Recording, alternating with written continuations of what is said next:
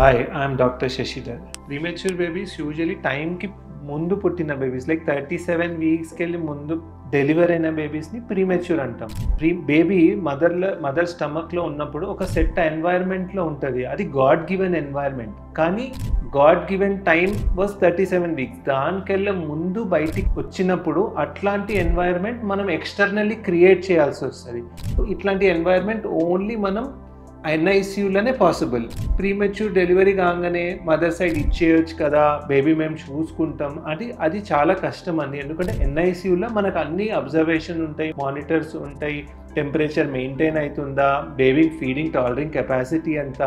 So ఇవన్నీ ఎన్ఐసియూలోనే జరుగుతాయి. ఇది వరల్డ్లో ఉన్న ఫ్యాక్ట్. ప్రీటర్మ్ బేబీస్ని where a baby cannot be managed, అంటే మన మదర్ సైడ్ ఏ బేబీని మేనేజ్ చేయలేనప్పుడు అది కంపల్సరీ ఎన్ఐసియూలోనే మేనేజ్ అవుతుంది. సమ్ టైమ్స్ ప్రీమెచ్యూర్ బేబీస్ ఎక్కువ డ్యూరేషన్ ఎన్ఐసియూలో ఉండాల్సి వస్తుంది, కానీ అది తప్పదు. బికాస్ మనం right temperature, right environment, mother వూమ్లో ఉన్నట్టు ఎన్వైర్న్మెంట్ని మనం అవుట్ సైడ్ క్రియేట్ చేస్తున్నాం. సో అట్లా క్రియేట్ చేస్తున్నప్పుడు చాలా ఛాలెంజెస్ వస్తాయి యాజ్ ఎ డాక్టర్. సో దీంట్లో patient cooperation is equally important how much ఒక డాక్టర్ రెస్పాన్సిబిలిటీ ఉంది.